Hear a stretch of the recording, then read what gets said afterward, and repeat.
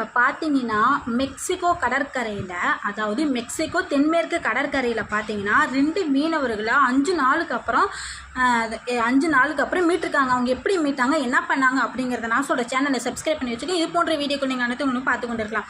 சரியா?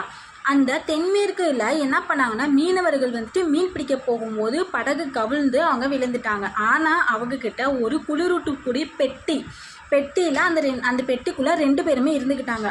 இருந்தவங்க என்ன செஞ்சாங்க, 5 நாளாக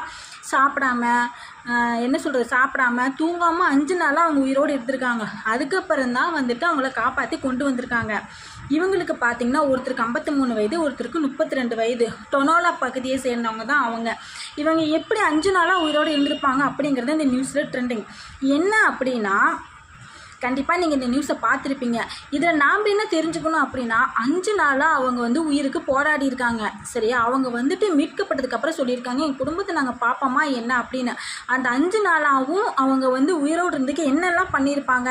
அவங்கக்கிட்ட இருந்த ஒரு சாக்குப்பையை யூஸ் பண்ணி தான் வந்து அவங்க அந்த சாக்குப்பையை விடாமுயற்சியாக ஆட்டிக்கிட்டே இருந்திருக்காங்க. அப்போ தான் அவங்க மற்றவங்க கண்ணில் படுவாங்க அப்படின்ட்டு. 5 நாளும் தனக்கு உணவே இல்லாமல் அதை சமாளித்து வந்திருக்காங்க அப்படின்னா அவங்க அந்த அளவுக்கு உடம்ப வச்சுருக்காங்கங்கிறது ஒரு உண்மை. அப்புறம் ஏதோ ஒன்று நம்ம மூளைக்கு டக்குன்னு நம்ம ஒரு ஆபத்தில் மாட்டியிருக்கும் போது ஏதோ ஒன்று குழு கண்டிப்பாக கிடைக்கும் அப்படிங்கிறத நம்ம முதல்ல நம்பணும். நம்பிட்டு அதுக்கு தகுந்த மாதிரி செயல்படும் போது எல்லா விஷயமும் நம்மளுக்கு நல்லதாக தானே நடக்கும். அந்த மாதிரி தான் அவங்க ஒரு சாதாரண ஒரு கோணி பையை வச்சுட்டு அந்த பையை வந்துட்டு நல்லா வந்து ஆட்டியிருக்காங்க. 5 நாளாக ஆட்டி யாரோட கண்ணுக்கும் தெரியாமல் இப்போ வந்து ஒருத்தருக்கு ஒரு கண்ணுக்கு தெரிஞ்சனால தான் அவங்கள காப்பாற்றிருக்காங்க. ஒருவேளை அவங்க அது காட்டாமல் இருந்தாலோ இல்லை தெரியாமல் இருந்தாலோ அவங்கள காப்பாற்றிருக்க முடியாதுல்ல. ஸோ அப்போ நம்ம வந்து மூளைக்கு வேலை கொடுக்கணும் அப்படிங்கிறத இதிலேருந்து நம்ம தெரிஞ்சுக்கிது. ஒரு செய்தி, ஒரு 5 நாளாக அவங்கள வந்து அந்த 5 நாளாக அந்த கடலுக்குள்ளே இருந்திருக்கிறாங்க, காப்பாற்றிருக்காங்க அப்படின்ற போது ஒரு சந்தோஷமான விஷயந்தான்.